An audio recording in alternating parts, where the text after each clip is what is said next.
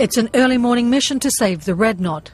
Scientists wanting to study the elusive robin-sized shorebird capture them in flocks. We found a spot where we had seen knots roosting in previous days and set to work setting a couple nets and cannons up where we thought the knots were going to be. And I'll say 3, 2, 1, fire. A dozen wildlife researchers sprint to transfer their prize catches into holding boxes. Biologists collect feather samples as they measure, tag and weigh them. Get a band, it'll get a flag, and it'll get a geolocator.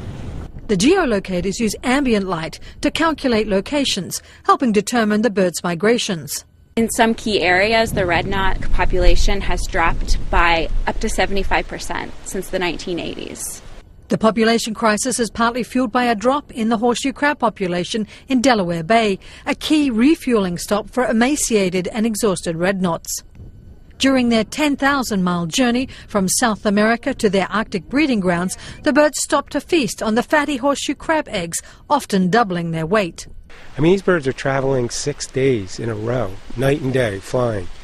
And if they run out of energy, then they're just going in the ocean and dying. The plight of the red knot highlights a bigger problem. 70% of shorebird species are in decline.